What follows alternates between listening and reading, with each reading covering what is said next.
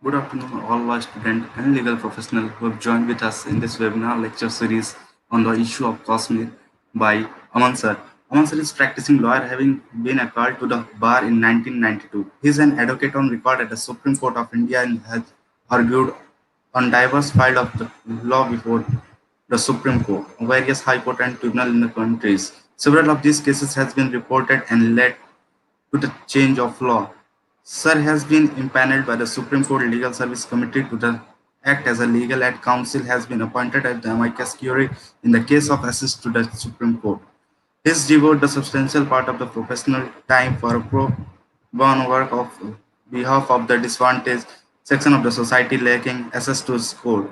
Sir, now up to you, sir. Kindly continue the webinar lecture series, sir. Well, thank you very much for that introduction. Very good evening to all of you. Today's topic is on the Kashmir issue, why, how, and the way forward. But before we come to the Kashmir issue, before we come to the whole issue about why did we have it, how was it created, and what is the way forward, let us first try to understand what is the Kashmir issue.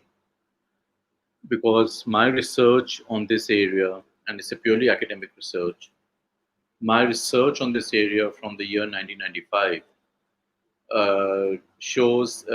has led me to believe that there's a different perception. Everybody treats or views Kashmir differently. And I'll explain why I say so. But in order to understand that, let us start from the beginning. We know about the Sudhanshu, we can do without the map right now. We can come back to the PowerPoint a bit later. So you can stop sharing the screen. We can stop sharing the screen right now and do that later. Yeah, thank you. Now, we know there's an Indian perspective on the Kashmir issue. We know there's a Pakistan's perspective on the Kashmir issue. But not many of us have studied the British narrative on what is the Kashmir issue.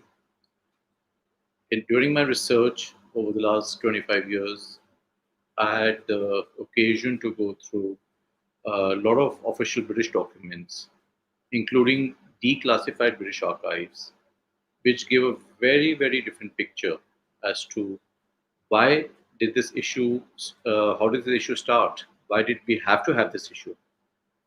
Now, what I like to do is to start from the beginning. We have read in our history books when we were in school that Elizabeth I, the Queen of England, had given a charter on 31st December 1600 to the East India Company to sail eastwards for trade purposes. By 1608, there was a trade transit point which was already established at Surat in Gujarat, today's Gujarat.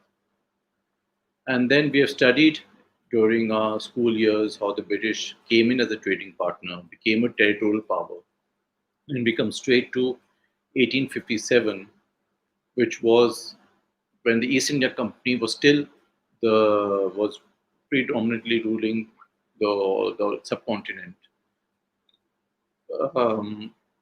This 1857 was what we say the first war of independence. Of course, there had been other rebellions prior to that.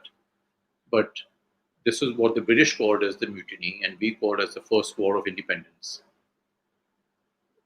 1857 war of independence led to certain changes.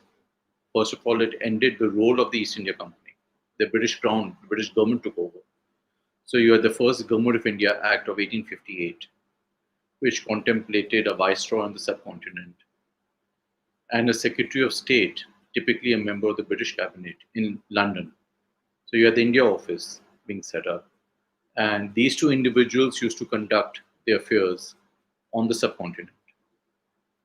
The second change was that the British now said that we will not annex any more territory. Till that point of time, a huge amount of territory had been directly annexed by the British and put in forms of provinces. But there were about 560 odd princely states which had not yet been annexed. And the Queen of England made a declaration that we will not annex any more territory.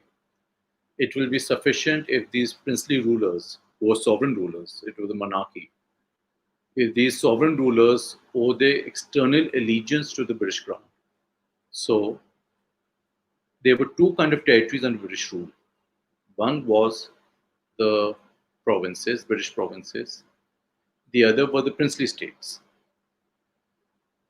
The rulers were internally sovereign. The British generally did not interfere with the internal governance of the state except for issues of succession, etc. But externally, these states had no international personality. They owed their allegiance to the British crown. So this is what was the policy laid down in 1858 onwards. The Muslims who had been deposed, the Mughal rule had been deposed by the British. The Muslims were quick to realize that Hindus and Muslims must stand united to throw out the British. And so, on 27th of January 1884, for instance, Sayyid Ahmad Khan, who was a very influential Muslim leader, later one of the founders of Pakistan, gave a speech at Gurdaspur, which talked about Hindustan or a Hindu being a connotation of a territory. Whoever stays in Hindustan is Hindu, regardless of the religion they profess, whether it's Hindu, Muslim, Sikh, or Parsi, or Christian. But whoever stays within the territory called Hindustan is a Hindu. And we are one nation. Because nationhood is defined not on terms of religion, but we are basically one people. The Indian National Congress was set up in 1885, which was a secular body, and eventually spearheaded the freedom struggle. And the British, in the British archives, have documented how they were cautious about this Hindu-Muslim unity. You had the Prince of Wales, later the King of England, who visited India in 1905, 1906. And when he went back, he told the Secretary of State, Morley. Morley actually wrote a letter to Minto, who was a viceroy. And that letter is of 11th May 1906, where Morley tells Minto that the Prince of Wales has come back. When he came back from India, he told me that the Indian National Congress is becoming a power. Do something. We need to do something about it. And that something was the setting up of the Muslim League, a Muslim Congress, to offset the influence of the Indian National Congress. And so the Muslim League was set up by wealthy landowners from Bengal in 1906. They waited on Minto, who was a viceroy. They had a meeting. They talked about separate electorates. You had the Minto-Morley reforms of 1909, which was reflected in the Indian Councils Act of 1909, which basically said that Hindus will vote for Hindus, Muslims will vote for Muslims. Now, from the exchange of telegram between the Viceroy and the Secretary of State, the official British policy can be seen, that can be culled out. And that official British policy was that we need to communalize India. We did not create the Hindu-Muslim differences, but we need to sharpen the Hindu-Muslim differences so that both communities need us, the British, to remain here on the subcontinent forever. And in fact, in the book, which is Unravelling the Kashmir Knot, I've made reference to a telegram of 1st of January 1925. It was sent by the Viceroy to the Secretary of State, where he says that whatever bridge Gandhi is trying to build between Hindu-Muslim communities, we have succeeded in breaking it down. So there was a deliberate policy to communalize India. That is different for religious persecution under one community. There are studies about how once the Mughal rule came, you had rulers who used to persecute Hindus. That's a different situation than a situation where the entire polity, the entire people are communalized. And this is a deliberate policy, according to the British themselves, which they have documented, that we will be following this policy because that's the only way we can sharpen the differences between Hindus and Muslims. Now, this policy took a different a different kind of dimension with the outbreak of the Second World War in 1939, I'm sorry, when Britain and Germany were at war. The Viceroy declared India is at war. The Indian National Congress said, why should we be at war? We don't support Hitler, but we also don't want to come to rescue of a imperialist power like the UK. So why should we be at war? And we will not cooperate in the war effort. Now, this part is important. According to the British documents, the partition of India was contemplated around this time, and there was a reason for it. Partition of India, we have studied, was because of the Hindu-Muslim differences, Jinnah insisting, talking about the two-nation theory, and insisting on a separate homeland for Muslims. We talked about the role of different Indian leaders of undivided India. But the British narrative shows a different story. Partition was scripted by them, and they decided, they had realized that anyway had started giving up powers with the freedom struggle which was going on. The war was weakening them. The freedom struggles was picking momentum, and you couldn't keep such a big population under control by force. The British knew they would have to transfer power. But according to the memorandums of the British Chief of Staffs, they said we cannot afford to lose our foothold on the subcontinent. So we must keep a slice of India. The Indian National Congress, which is likely to rule India, will not cooperate with us. We must create a sovereign country which will be friendly to the UK for UK's interests, for British interests. And this is all documented by the British themselves. So what we know now is Pakistan was the area which they looked at, and there was a reason again for that. At that point of time, there was something called a great game being played out between Britain and Soviet Russia for access to Central Asia. And also Britain did not want Russian influence to come towards the Middle East where the oil was there.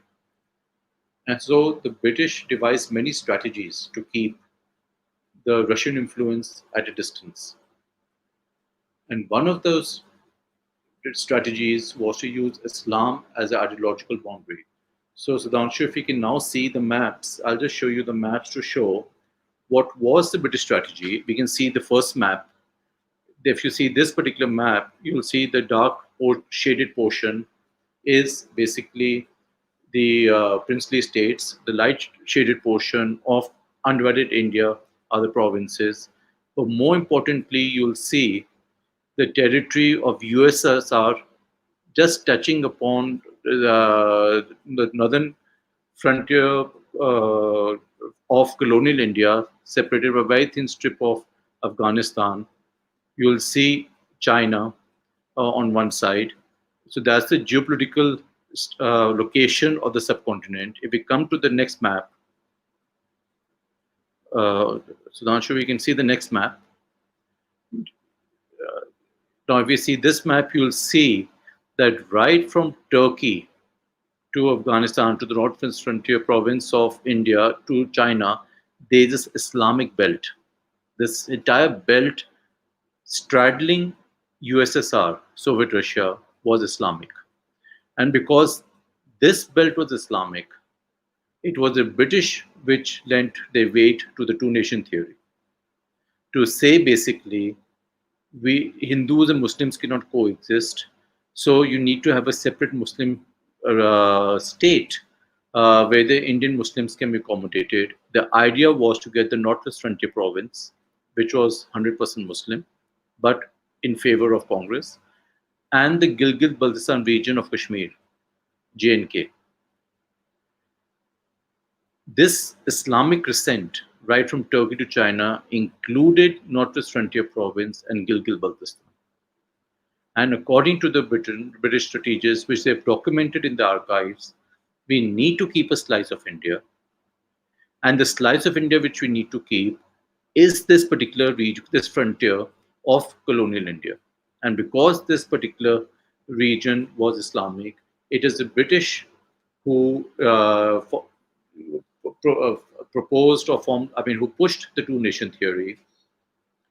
There's a telegram of 12th of March 1940 sent by the Viceroy to the Secretary of State, where he says that I've asked Zafrullah Khan, who's a member of the Viceroy Council, to write a memorandum on the dominance.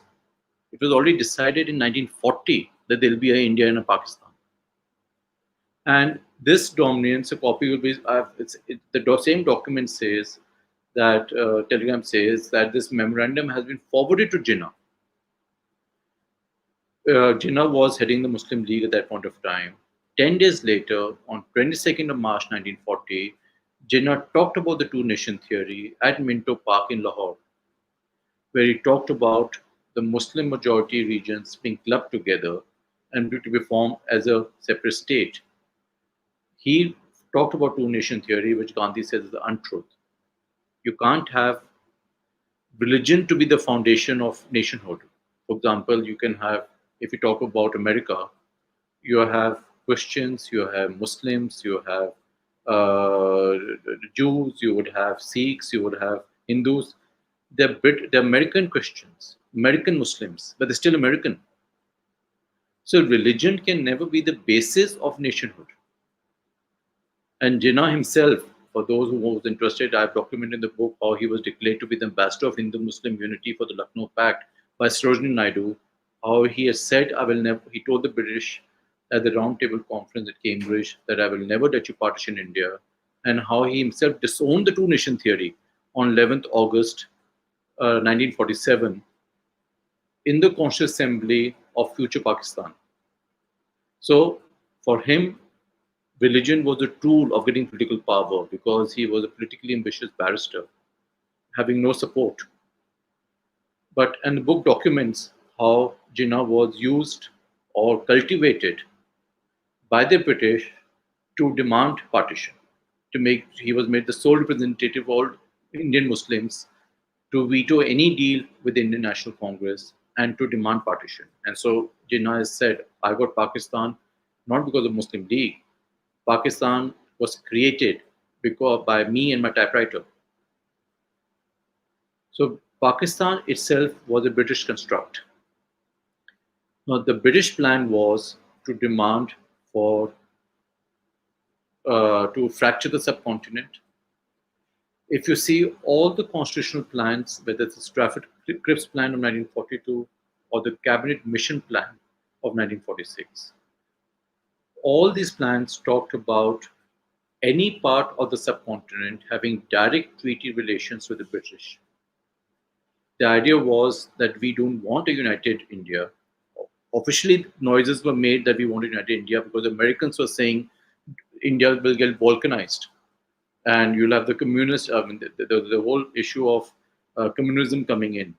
So officially the stand was we want to keep India united. But the strategy was to fracture the subcontinent. Churchill even went on record to say, India is no more than a country than the equator. Cut it into as many pieces as you want to. So if we move forward to 6th of February 1946, that's a telegram sent by the Viceroy to the Secretary of State in London, having a blueprint of partition, which is almost identical to the Radcliffe Award 18 months later. This partition plan was drawn up in the end of 1945 and telegrammed from New Delhi to London on 6th of February 1946. Side by side, the British, so now should we close the maps for the time being. Side by side, the British, the Jinnah, in complicity with the British, decided that we now need to force Indian National Congress to accept partition. And so, he called on 27th of July 1946, he declared from Bombay that time has gone to go resort by constitutional means.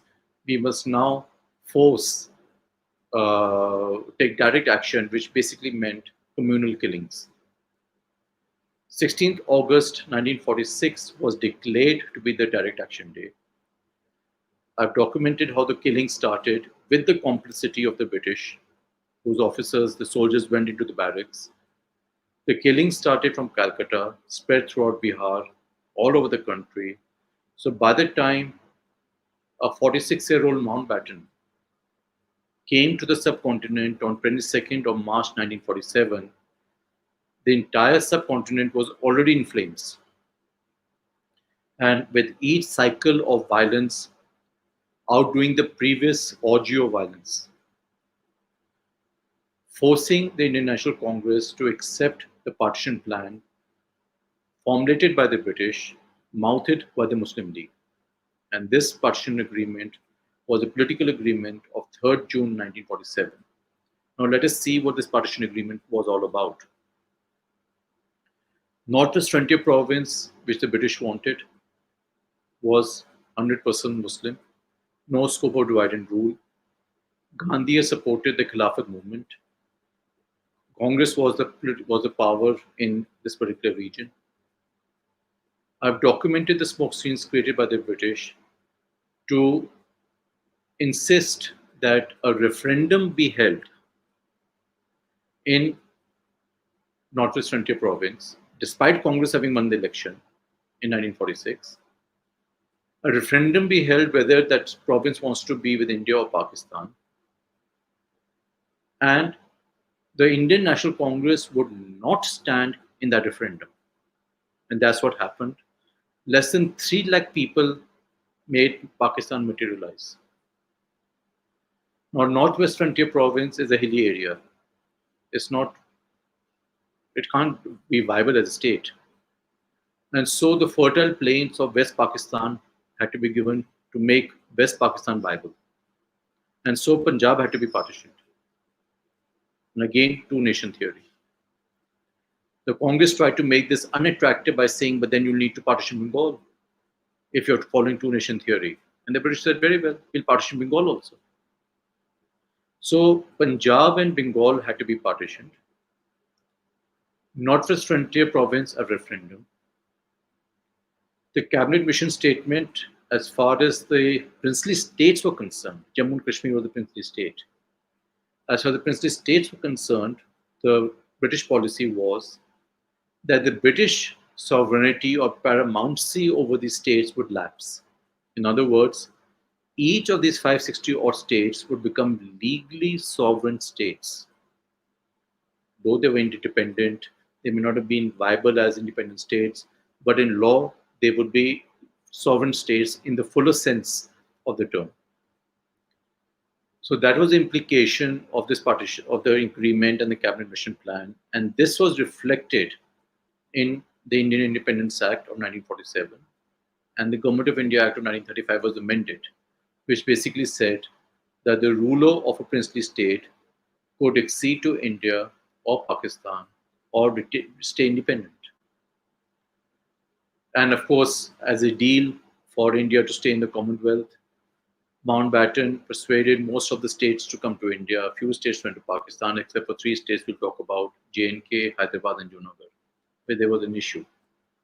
But this was broadly the partition screen, all because the British wanted that strip of land, Northwest Frontier Province, and they assumed that Muslim majority J&K, contiguous to Pakistan, the land route was through Pakistan at that point of time, would accede to Pakistan or be in its sphere of influence, like a Northern Ireland. So like Northern Ireland is an influence, if one goes into the UK history, one can find out the implications of that. The idea was that J&K would go with Pakistan and the British would get Gilgit-Baltistan region for its own great game against Soviet Russia. When J&K acceded to India, in the circumstances I'll just tell you, according to the British documents, the British themselves have documented that it was they who created the Kashmir issue. And I'll explain how. this was done. As far as J&K is concerned, J&K did not want to come to India or go to Pakistan. J&K had a Dogra ruler, a Hindu ruler, Muslim majority population. And J&K was not anyway homogeneous. It was 3, 4, 5 heterogeneous regions. You had the northern areas, Gilgit-Baltistan, you had Jammu, you had Ladakh, you had the Kashmir. So the ruler was Dogra. He said, I don't want to go to India or Pakistan. I'm Hindu. I don't want to go to Islamic Pakistan. And I don't want to accede to India because he and Nehru had the differences. He had, in fact, got Nehru imprisoned on 10th of June 1946 for trying to enter Kohala. And Nehru, on his part, has said, rulers don't count in India. We're going to be a republic. So, and Nehru was close to Sheikh Abdullah, the popular leader. So the ruler did not want to come to India because he felt he'll be a figurehead. So I've talked in the book how Pakistan tried to persuade the ruler of J&K to go to Pakistan, how even Mountbatten tried to persuade, who was the Governor General of India, tried to persuade the ruler to go to Pakistan, but he avoided. Pakistan tried to pressurize by slowing down the standstill agreement for supplies, etc. J&K had standstill agreements with both India and Pakistan. And then Pakistan started sending tribal invaders much before the October 1947 invasion. And in fact, I've documented the telegram sent by the ruler of J&K to Britain saying, please tell Pakistan not to do this. But of course, UK also wanted Pakistan to go, J&K to go to Pakistan. So they did nothing. There was no response. Then you had the invasion, which forced invasion of tribes from Pakistan with the British in the direction. And we had the lorries, ammunition, and everything being provided. Invasion from Pakistan into J&K, forcing the ruler to accede to India. As of 15th August 1947, J&K was not part of India. The ruler acceded to India in terms of the British statutes, Indian Independence Act and Government of India Act of 1935 as amended on 26th October 1947. And since then, J&K became an integral part of India. And it remains an integral part of India till date because accession is an act of state. When one sovereign country accedes to another sovereign country, it binds everybody. No third person can veto that. Pakistan can't veto it. United Nations can't veto it. Once J&K acceded to India, the ruler had the sovereignty. That's the end of the matter. So J&K became and remains an integral part of India. So that's a legal position. Now, the accession of J&K into India could have been fatal for the great game of Britain to Russia. And so what did they do? Britain did not need the entire J&K. They just need the Gilgit region, the northern areas. So J&K acceded on 26th of October 1947. 5 nights after that, that's the night of 31st October 1947, the British Gilgit Scouts, led by British officers, took into custody the governor who had been appointed by the ruler, hoisted Pakistani flag on what was then Indian territory, and told Peshawar, you take it over. So basically, the British carved out Indian territory and handed it over to Pakistan because they wanted that territory for the great game against Soviet Russia. The other area which the British earmarked, Sudhanshu, we can come to the third map now, page 4 of the maps. The second area which the British wanted to be kept free from Indian control. The next map, please. So you'll see out here the northern areas. which is just touching China, slightly separated by a thin strip of Afghanistan and Northwest 20 province from USSR. That's the northern areas, Gilgit-Baltistan region. The other strip is one which is the supposedly so-called Azad Kashmir, which you'll see a thin strip between India and Pakistan. This was the second area which the British wanted to be kept from Indian control, free from Indian control, because the argument was that should India go to war against Pakistan to recover northern areas, it will liquidate Pakistan, defeating the purpose of partition. And so we must have a buffer area, so India can't attack Pakistan. So this so-called Azad Kashmir, these lines were drawn by the chiefs of Indian Army and Pakistan Army, which were British officers. India was still a dominion of England, of UK till 1950, both India and Pakistan. India became a republic in 1950, Pakistan in 1956. Till 1950, the King of England was still the constitutional head. Indian Army, British Army were headed by British officers.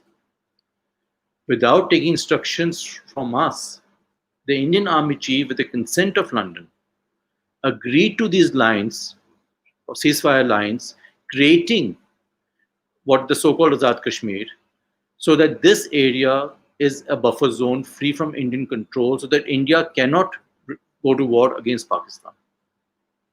So these two areas were earmarked by the British themselves in 1947, not by Pakistan, but earmarked by the British themselves to be kept free from Indian control, because they wanted the northern areas for their great game against Soviet Russia.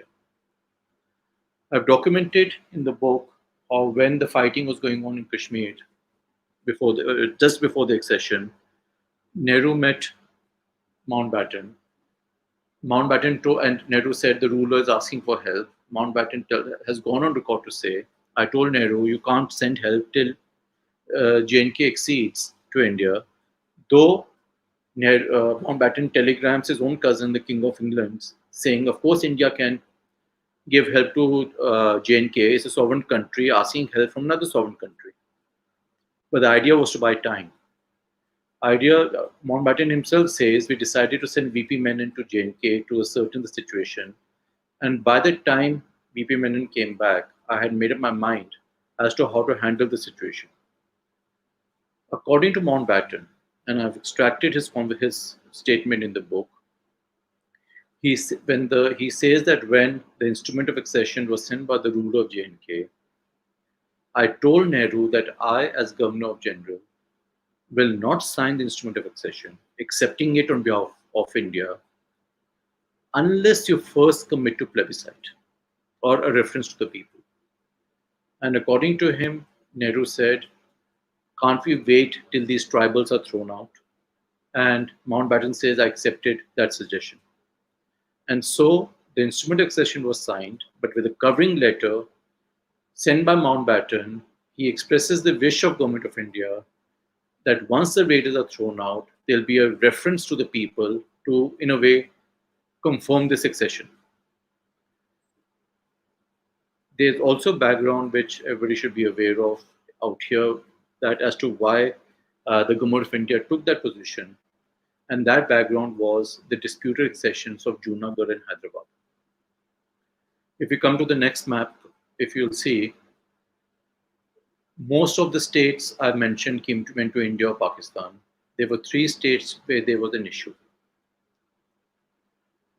Junagadh had a Muslim ruler, Hindu majority population, and an important position in Hindu mythology. Hyderabad had the Nizam, a Muslim ruler, Hindu majority population. Jammu had J&K had the reverse, Hindu ruler, Muslim majority population. Muslim League had already gone on record to say India is not ready for democracy and asking Britain not to even leave India. So they could not talk about wishes of the people. The strategy was we must get Indian National Congress to formulate a policy that where the ruler is of one community, people are of the other community, the people will decide the status of the state. Junagadh, Muslim ruler, Hindu majority population. The Muslim ruler went to Karachi, acceded to Pakistan. Sitting in Karachi along with his Diwan, the Diwan sends a telegram to the government of India and says, though I have acceded to Pakistan, why don't you take over the administration of my state and hold a plebiscite to ascertain the wishes of the people? The idea was to make India, to lay down a trap for India, which India will fall in. India, if it goes and holds a plebiscite, then India is the one laying down a policy that where the rulers of one community, people are out of the other, people will decide. And India did just that. Indian government held a plebiscite in Junagadh and said Junagadh is part of India. Coming to Hyderabad, according to Pakistan, Indian army walked into Hyderabad, took the Nizam into custody, held a plebiscite and said Hyderabad, the size of France, is part of Pakistan, is part of India. Both the Junagadh questions and the Hyderabad question were raised before the United Nations Security Council. And Pakistan said that these cases lay down the policy that where the people are of one, the ruler is of one community, people of the other community, people will decide. And now, at the time of accession of J&K, that is precisely what the British said. If people are of one community, Hindu, Dogra ruler, the rulers of one community, Hindu, Dogra, and people of the other community, we have the precedents of Junagadh and Hyderabad. And so Pakistan was demanding a parallel application of this policy. India, having followed that policy, agreed to a reference to the people. But then that was not sufficient to keep the door open for Pakistan, because this promise of reference to the people was made to the people of J&K, who were Indian citizens, part of India. So it fell within India's domestic jurisdiction. So I've documented in the book the pressure which was brought upon by Mountbatten to force the government of India to involve the United Nations on the pretext of stopping fighting, and the strategy was very simple. India would go to the United Nations complaining of aggression against its territory. United Nations would say immediate ceasefire without requiring Pakistan to vacate. Pakistan would retain de facto control of POK, and Pakistan would then give that land to Britain for its great game against Soviet Russia, while India would be left watching helplessly at its territory being used for this purpose. And that's precisely what happened. Using the precedents of provisional orders under the League of Nations, United Nations Security Council ordered ceasefire without requiring Pakistan to vacate, thereby letting Pakistan have de facto control over the occupied territory.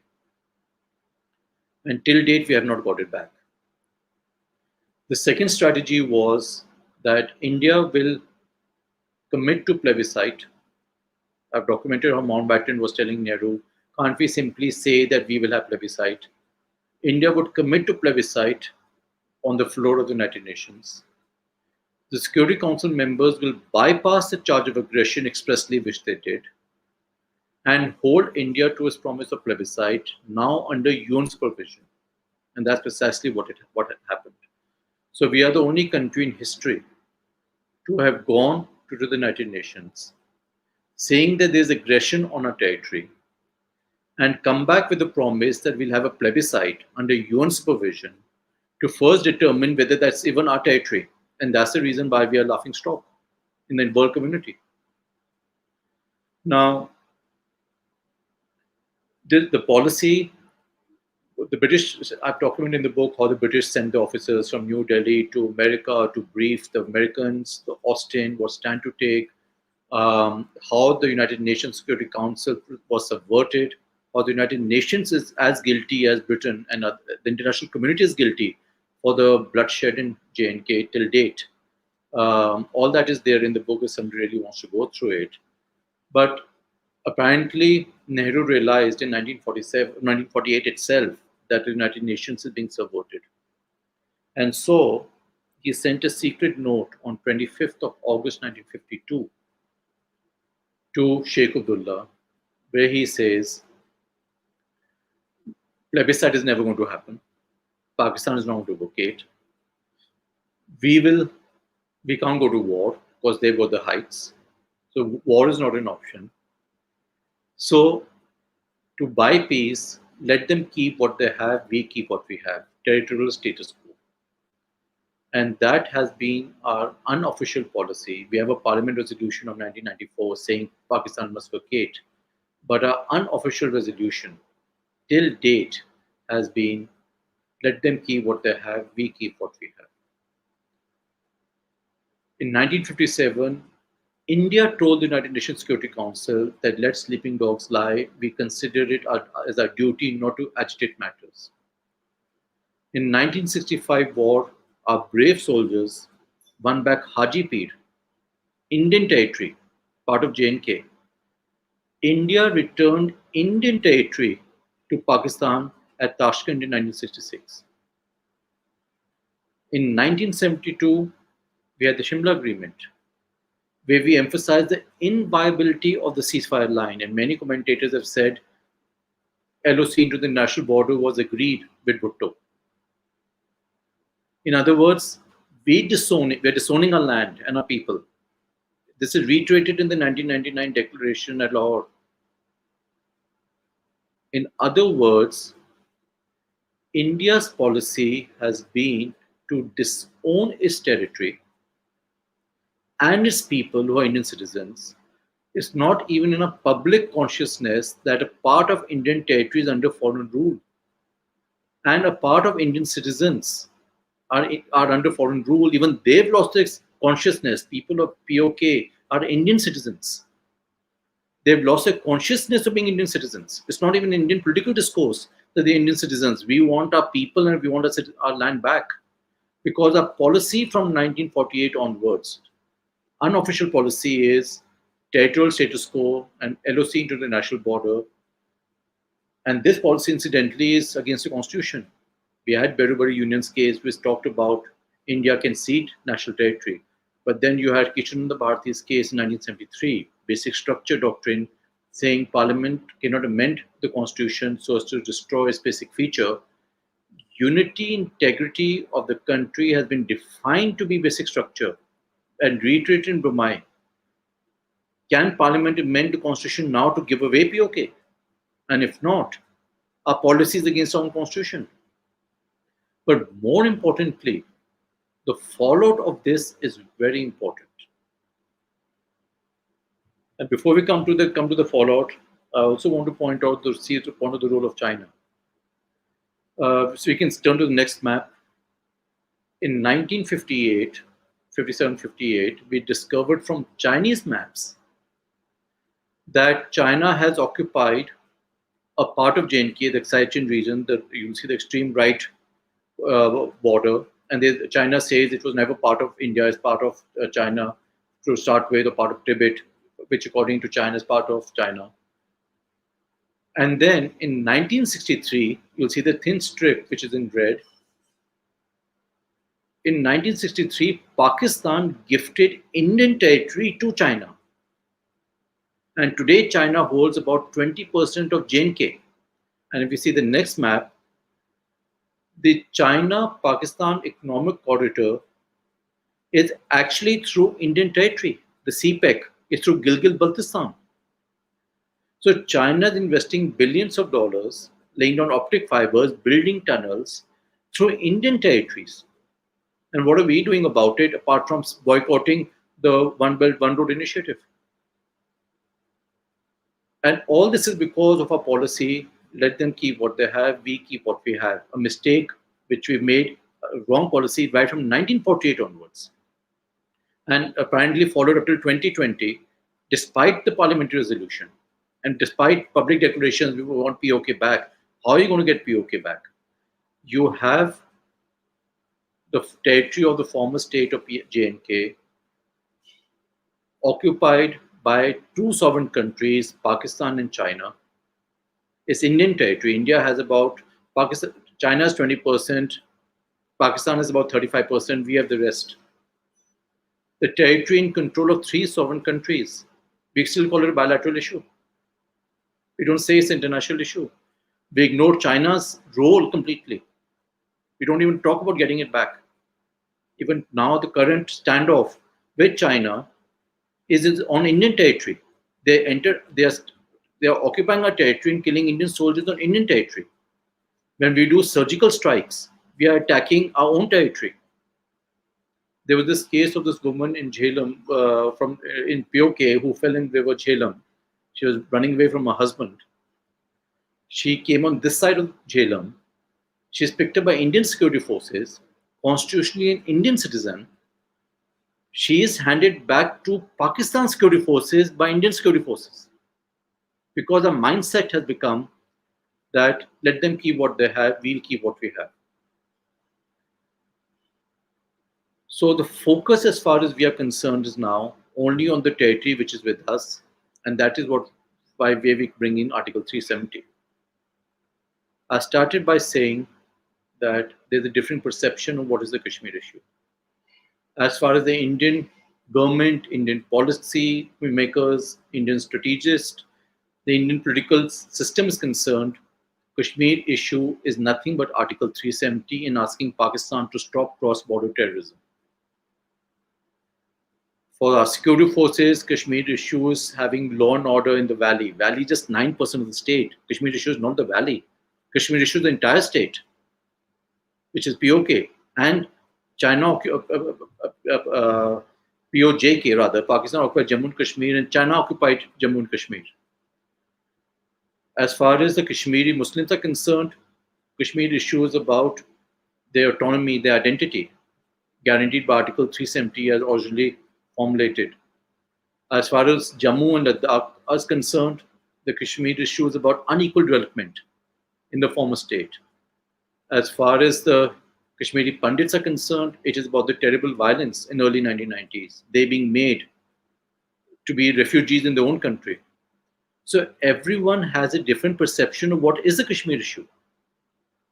So these are layers of the Kashmir issue, but the crux of the Kashmir issue is not this. The crux of the Kashmir issue is that we, that is New Delhi, that is India, have given a disputed territory tag on J&K ourselves by accepting the accession in 1947 provisionally and subject to the reference of the people. We, that is India, has internationalized the Kashmir issue. We are the ones who went to the United Nations. We are the ones which committed to a plebiscite there. We are the ones who have are trying to disown our own territory. We are the ones, that's why, who's now are saying it's an integral part of India, and it is an integral part of India. But as far as the maps outside India are concerned, the entire territory is disputed territory, and we are the ones who's given a disputed territory tag to it. So the Kashmir issue is not 370. I'll talk about what is 370, but if you really want to resolve the Kashmir issue, it is something beyond the territory which is with us. It is getting back our territory, getting back our people.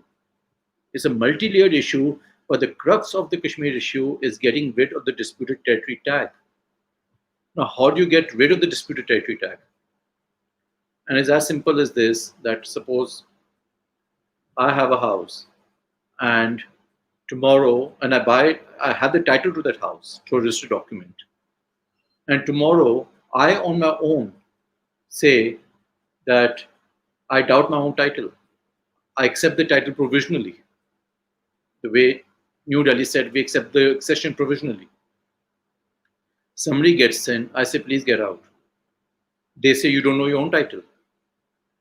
I say, this is a terrorist movement going on there. They say it's a freedom struggle. Who will decide? Unless and until my title is confirmed, whose doubt I myself have created,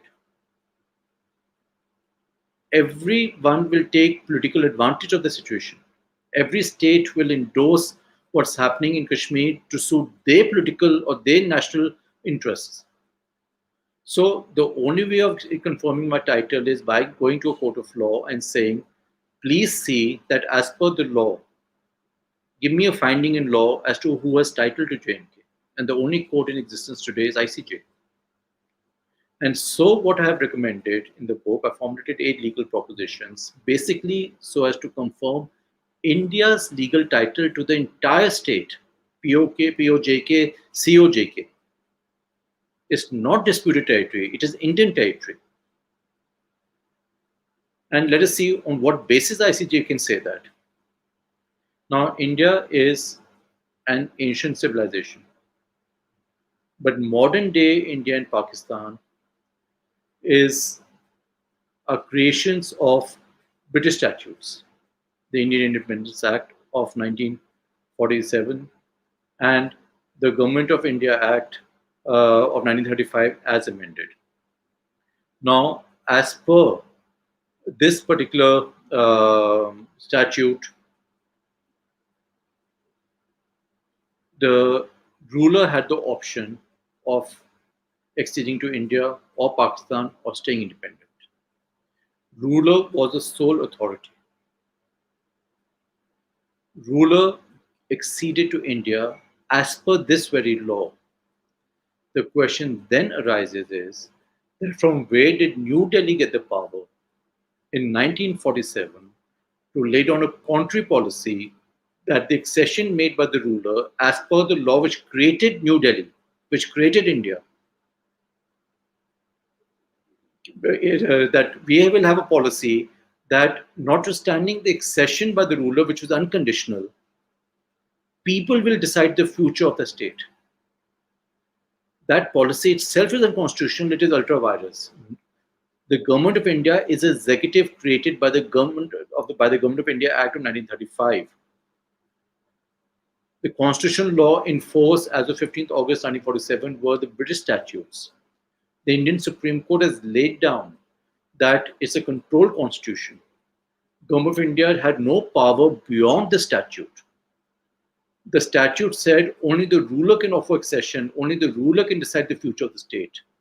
Then from where did the government say, we lay down a contrary policy that people will decide the future of the state?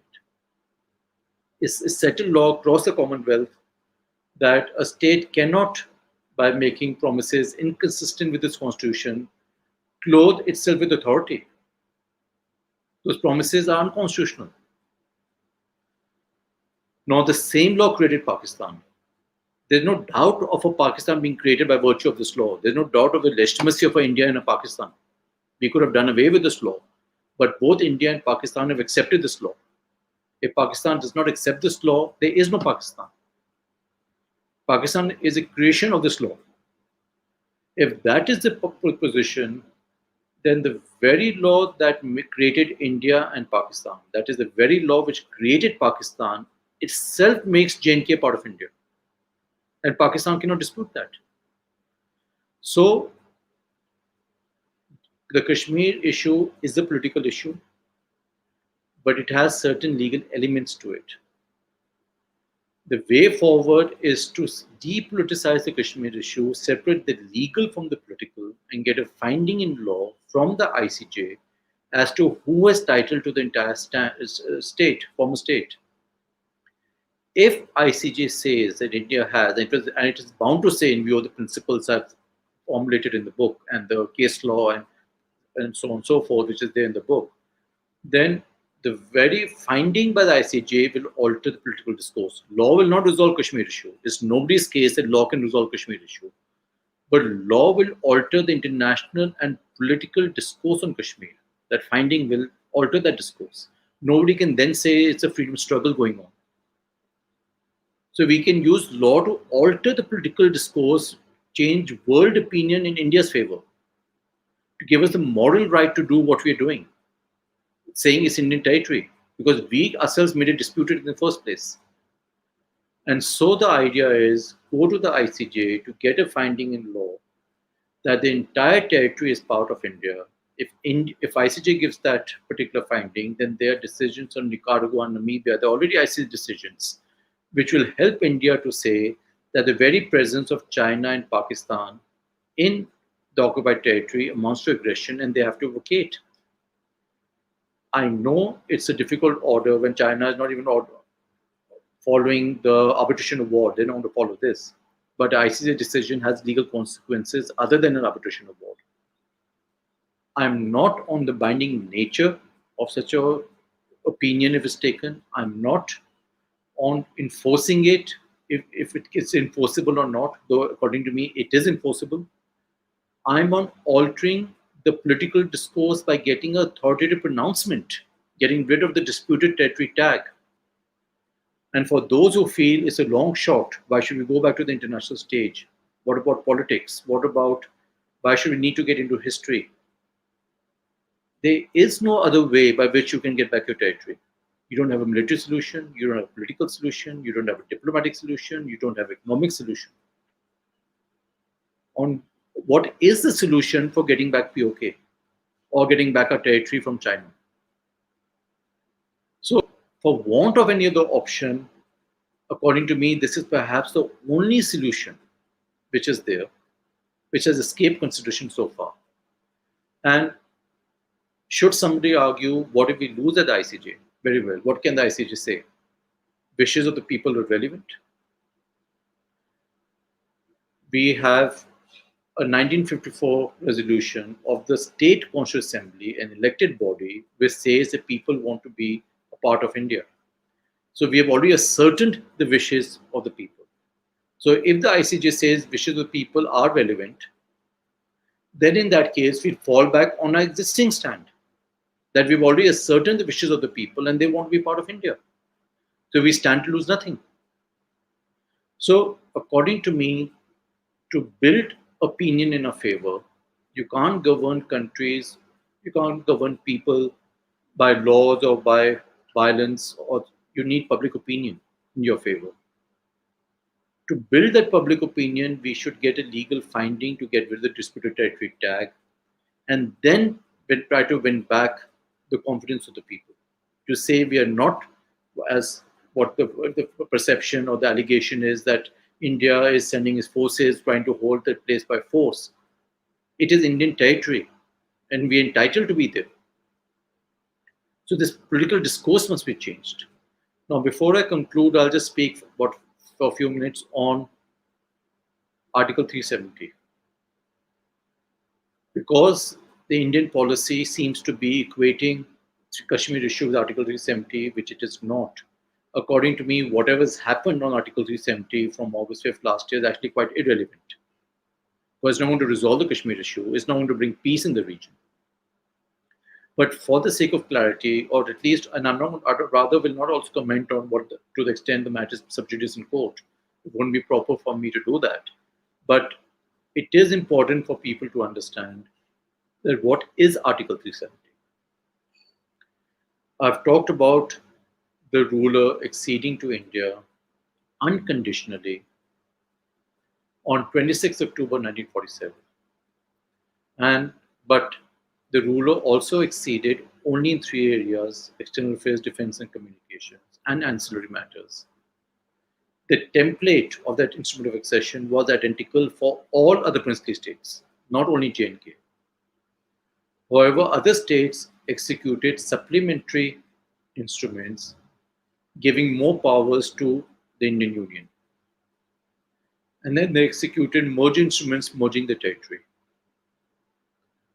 And then that territory, when it was reorganized by the State Reorganization Act, and then you had states being created on different considerations. And so under the Constitution, Article 3, the Parliament can alter the boundaries of the states, can destroy a state, can unite a state, can create more new states. There's no sanctity of a state under the Indian Constitution. But as far as J&K is concerned, the ruler did not execute any supplementary instrument. The ruler did not execute any instrument of merger. The ruler, on the contrary, said in the instrument of accession that I'm giving these three areas and I'm retaining my sovereignty regarding the rest of the matters. And according to the Indian Supreme Court, in its 1959 decision in Premnath Paul's case, the ruler retained his sovereignty with respect to those matters, notwithstanding the accession. So the ruler was still sovereign. India was to be a republic. You can't have a sovereign ruler in a democracy. So it was not contemplated that the ruler would remain the constitutional head. What was contemplated was that the ruler would set up a constitutional assembly in the state, which would be an elected body, and that constitutional assembly will decide the future constitutional relationship beyond these three areas with the Indian Union, and also decide the form of government. Because when Article 370 was introduced and enacted by constitution makers, there was a ruler in the state, a monarch. The State Constitutional Assembly was yet to be set up. It was set up in 1951. It is for that reason 370 was put in as a transitional provision. There had to be transition from monarchy to the State Constitutional Assembly. It is for that reason there was a temporary provision, not because it had to stay or go. But there was a background why it was a transitional provision. And this was the background. Now the ruler issued the notification or promulgated the State Constitutional Assembly to come into force in 1951. It was an elected body. The chairman of the Basic Principles Committee declared in 1952, 22nd March 1952, in fact, 20th March 1952, that the constitutional relationship of J&K with the Indian Union will be an autonomous republic within the Indian Union. So it is a part of India, but an autonomous part. 370 does not talk about autonomy at all. It does not talk about special status at all. It only says for the three areas given by the ruler, Union can do just consult the state. For other areas, take the consent of the state, and we'll have a state constitutional assembly, will formulate the state constitution, and that body will decide the constitutional relationship. And it's only on the recommendation of that particular state constitutional assembly that 370 will cease to be operative. That's the only thing 370 says. It's only a mechanism to give effect to the instrument of accession. It's not the basis of accession. Accession is based on the instrument of accession. So in 1952, it was declared that J&K would be an autonomous republic within the Indian Union. You had the 1952 Delhi Agreement, which gave preferential status. You had the 1954 order issued by the president under Article 370, which gave preferential status, introduced Article 35A, and so on and so forth. The idea was, and Delhi Agreement was ratified by Indian Parliament too. The idea was that it would be the state which decides the constitutional relationship with India. That was the principle laid down by the Instrument of Accession, Article 370, 1952 Delhi Agreement, the decisions of the Supreme Court in Premnath Paul's case, and even in late in Sampath Prakash case.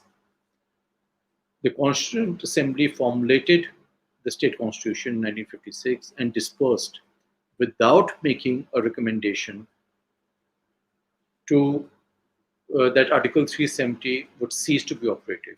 In other words, the President of India no longer had the competence to make it inoperative. And then I documented in the book that actually it hardly became relevant because New Delhi misused Article 370 right from 1950s itself to virtually empty the content of Article 370 and virtually apply the entire Constitution of India anyways on the state. It was only a shell which is there. Almost everything in the Indian Constitution was anyway made applicable to the state much before 5th August 2019. We all know what has happened last year, and that is under challenge. So I won't comment on that. The basic issues, apart from formulating the basic issue, that the crux of what has happened is that whatever has happened is about the time when the state was under president's rule. So all the powers of the state were exercised by the union. So it was not the state defining the constitutional relationship with the union. It was the union deciding the constitutional relationship of the state with the union. And whether the union could do it or not, we'll see what happens in the Supreme Court. According to me, it's again irrelevant because it's already a fait to comply. We already have the UT status. You already have whatever is happening on the ground is happening on the ground. But for me, it is irrelevant. I'm not for the special status. I'm not against the special status. You can have special status in Northeast. You can have special status, special land laws in many other states in India also. So there's nothing wrong in having a special status. There's nothing wrong in not having a special status. But it has to come from the people of the state, not New Delhi. So, but whatever may be the situation, that is not the Kashmir issue. The genesis of the Kashmir issue is not Article 370. The solution of the Kashmir issue is not Article 370. So 370 is actually irrelevant for resolving the Kashmir issue. And so, just like we have had a misdirected policy or misconceived policy in 1947 of having a reference to the people of plebiscite, the way we have had a misconceived policy of territorial status quo, LOC into the international border, we have a misconceived policy of getting rid of 370 or not getting rid or trying to focus on 370 to resolve the Kashmir issue. The way we have had a misconceived policy of reducing Kashmir issue into a bilateral issue when the territory is in control of 3 sovereign countries. The way we have said we will not go back to the international stage to put pressure on Pakistan to vacate. We need the international pressure to make Pakistan to vacate. The way they vacated at Kargil war. Our policymakers are so scared of international politics, the lessons they learned, they were taught by the Security Council in 1948, that they miss out that going to a Security Council is different from, which is a political body, is different from going to the ICJ, which is a judicial body. So they have to act judiciously. So the whole policy is don't go back to the international stage. And so we disown our territory. Let LOC be the international border, notwithstanding the parliamentary resolution.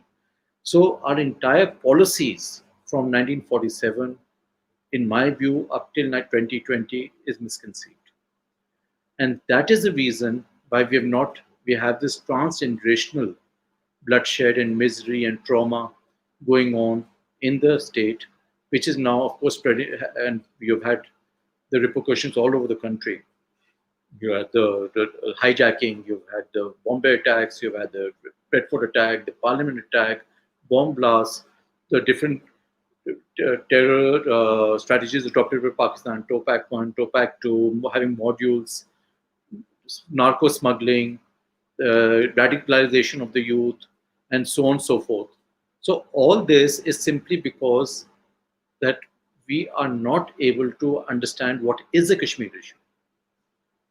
So this is very broadly speaking is my take on what the Kashmir issue is. It's a take of a person from a distance about why we had the Kashmir issue, which was created by the British for their reasons against the Great Game against Soviet Russia.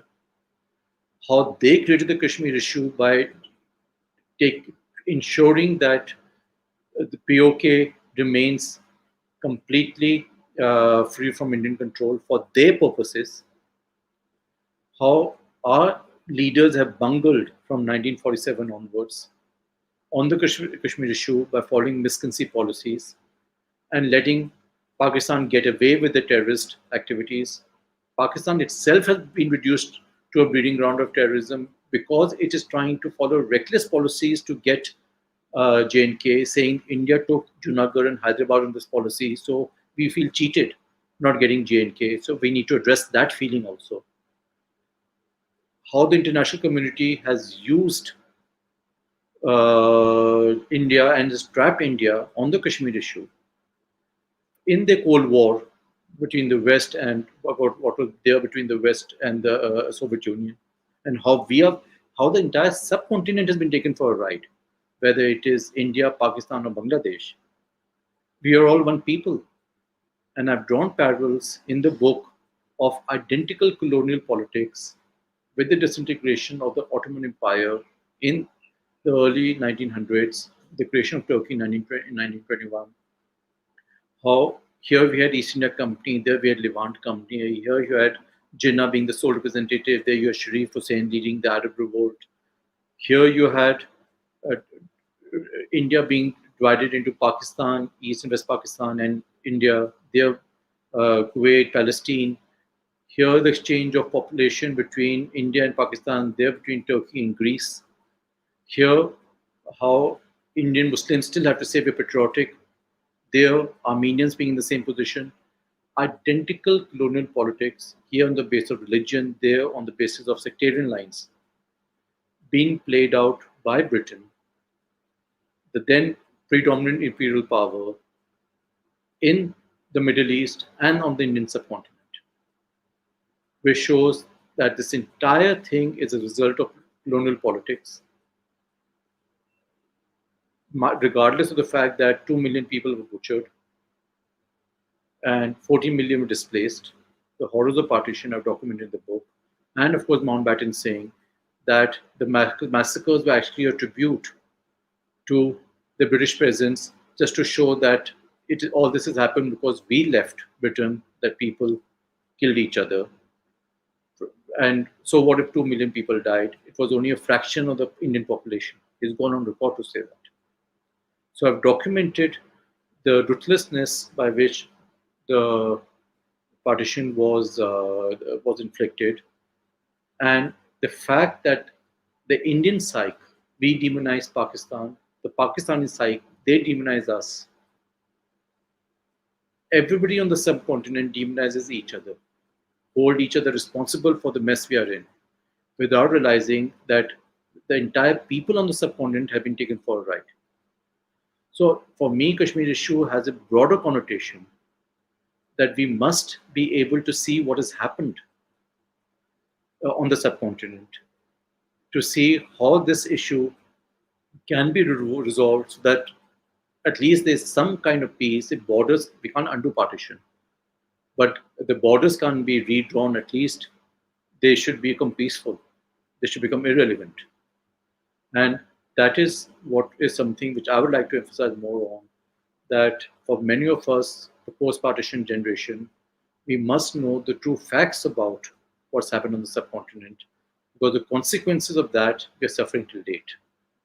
So with that, Sudhanshu, I think I'll end. It's almost 1 hour, 12 minutes, and I'll be happy to take any kind of questions or any points or any observations anybody would like to make.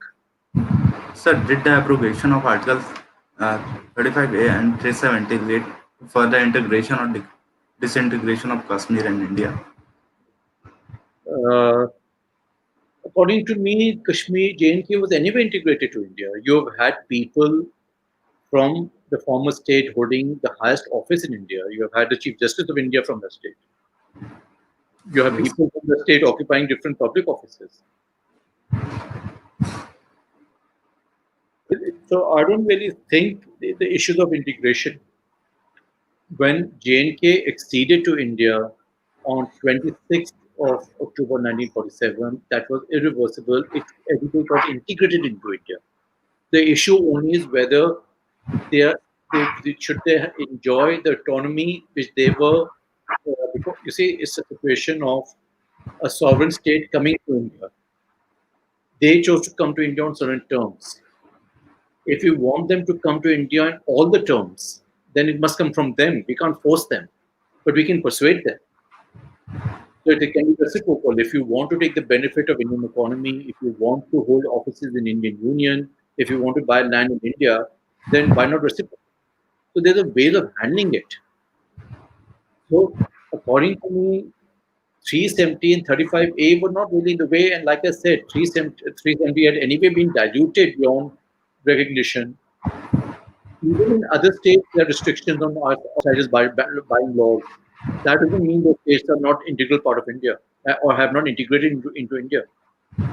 So, So there has to be a distinction to be maintained between autonomy and integration. one more question is there. Whether a special status is to be continued or not, to people of Jammu and Kashmir should decide a good sentence used by sir.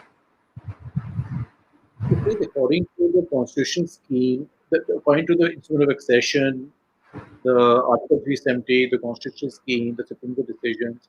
It was for the people to it was for the state, whether the ruler, the Constitutional Assembly, or the people. It was for the state to decide the constitutional relationship with the Indian Union. And the Indian Supreme Court even held that the Indian constitution makers did not have the power to impinge on the powers of the ruler. So they even gone to that extent. But all these issues are now before the Supreme Court. The matter is sub judice. So let us see what view the Supreme Court takes. Because the crux of what has happened, I'm not on the merits of whether they should, who should, merits of what has happened or the policy behind it. I'm on the legality of whether it is the state which is going to decide the constitutional relationship with the union, or the union which is going to decide the constitutional relationship of the state with the union. That is what the Supreme Court will have to decide, and let us wait for that to happen. After abrogation of Article 350A and 370, Kashmir has returned to the mainstream. With the Republic of India, do you think the Kashmir Pandit will find easy to return their native land? Like I pointed out, what really makes the difference is public opinion, public confidence. Laws cannot do anything. Laws cannot persuade because they threaten. Whether it's ASPA, whether it is 35A, or whether 370 or constitution provisions, laws, the people need to understand the laws. People can't do anything. For people to respect the law, they need to understand it. The question of the Kashmiri Pandits who have been treated horribly and they're refugees in their own country, they're suffering till date. I've documented the reports that they're true. It's really terrible the kind of violence inflicted upon them. So, of course, they're entitled to go back and they should go back. It's their country, it's their state. I mean, they're living there for generations. But the point is that what is the policy to be followed that will create a conducive environment for the Kashmiri to again emerge? And for that, if the policies, for me, abrogation of 370 or 35A is not the correct policy. According to me, it's an irrelevant policy. Not because I'm for or against 370. For me, that's not the crux of the matter. The crux of the matter is what I pointed out, going broader. You see, what has happened is, if you think about it, like I say, we have, because the fallout of our misconceived policies, we are focusing on the state which is with us. And we are trying to put that in order. And then we are making noises of getting back to be okay. According to me, we need to go out first outside, assert a claim on the entire territory, which will also give us a moral authority to be in the entire territory, address all this issue of self-determination, which is people to say that itself was legally misconceived. No injustice has been caused by not having self-determination. We need to address those issues to get rid of those feelings of injustice and then work backwards to rather inwards into resolving the situation in the territory and winning the public confidence of the people. That is what is going to ensure the return of people to their own homes, bring down violence, bring goodwill within society, not application of 370 or 35A.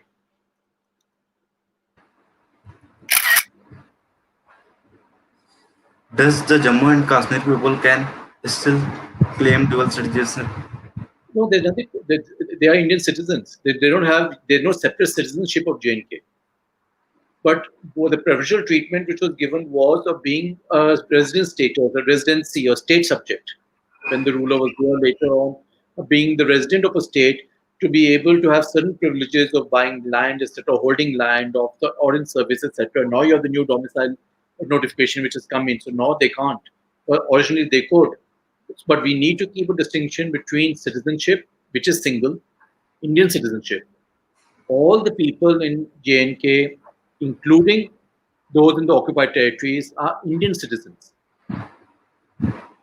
State residency or permits or permanent residence, which has not been done away with in a sense or diluted, um, is only for certain privileges, and that's about it. So there's no question of a dual citizenship.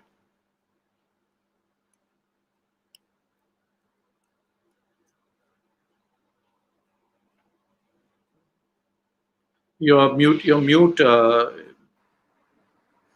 What has led people to develop the mentality of a freedom of struggle in the Jammu and Kashmir as per you?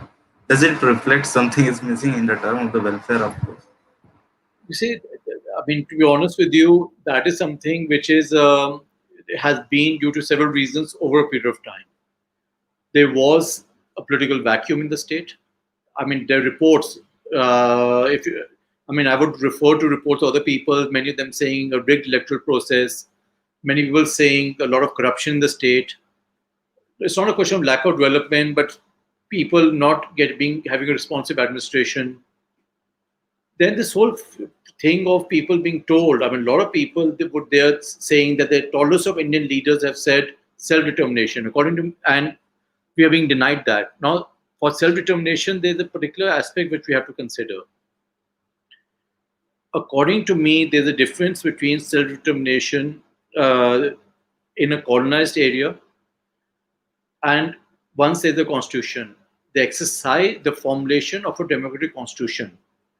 The Jammu and Kashmir constitution was an exercise of self-determination. The Constitution of India was an exercise of self-determination.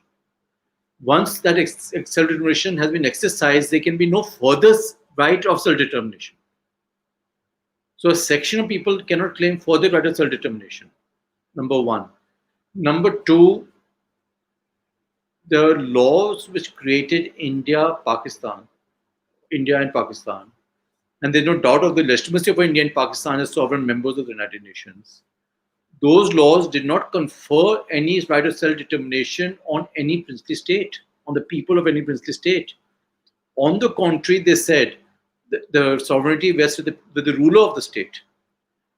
No other princely Indian state has exercised self-determination apart from Junagadh or Hyderabad, but with either the ratification or with the approval of the ruler, the legitimate source.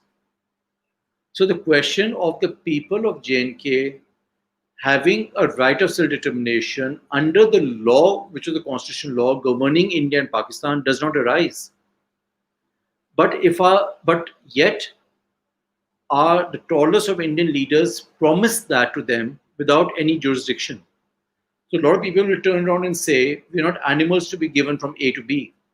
We have a right of self-determination, you promised us. So they have to be explained, this has to be explained to them. Now, who will explain that to them? Government of India, they don't want to listen to them. But if you have an ICJ decision which says this, then you can win back or you can persuade people. So it is, you see, every feeling of injustice is going to lead to problem. You need to address the feeling of injustice. And according to me, you need to address it by getting a legal finding to change the political discourse. You can't address this feeling of injustice by getting rid of Article 370 and 35A.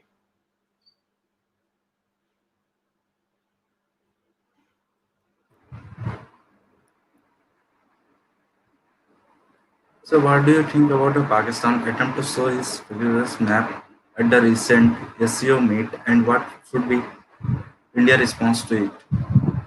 Pakistan is, I mean, according to me, knows that it has no claim on J&K.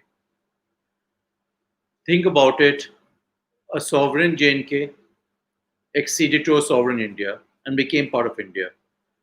In international law, no third state can veto the accession of one state to another, to start with. Pakistan's foreign minister, former foreign minister in his book, released in sometime in 2016, or rather October, end of 2015, himself said that it is India, by committing before the United Nations to have a plebiscite, etc., has given Pakistan standing. Pakistan had no standing. We have given Pakistan standing, and each time we say it's a bilateral issue, we are giving Pakistan standing. Other than that, as an aggressor. According to me, Pakistan is only an aggressor. It has no standing. Because India has disowned unofficially its own territory occupied by Pakistan and by China, we don't even talk about the territory that is being consolidated. And you had a recent judgment of the Pakistan Supreme Court saying that we must give constitutional rights to the people of Gilgit-Baltistan, rights under the Constitution of Pakistan. So they are anyway absorbing Indian territory into Pakistan, and we blur. Our Indian journalists talk about POK as Pakistan. POK is Indian territory; it's not Pakistan. Now, having consolidated control of about 55 between Pakistan and China, having occupied about 55% of J&K, they now want to grab the 45% which is with India, despite having no legal right on any part of J&K. So whatever they want to do, they want to show maps, etc., is as simple as that. Neither Pakistan nor China have any legal claim or legal right on any part of J&K as per the very law which created Pakistan. But the question is, what did India do about it? Go to the ICJ and get a finding.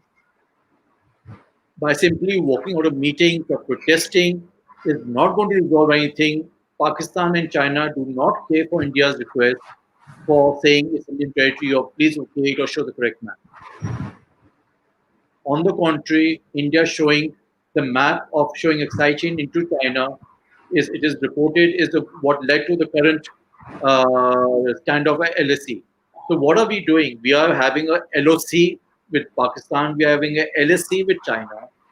All our money is going for development, getting rid of, we should be going for medical healthcare, for literacy.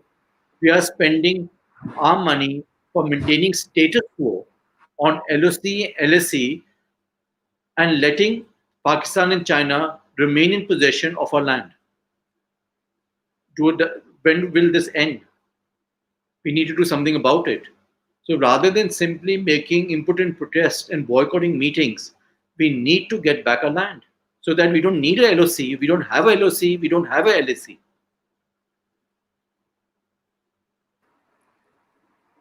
Thank you so much, sir. Now there are no more questions. Good, excellent. So thank you very much to all the people who were there.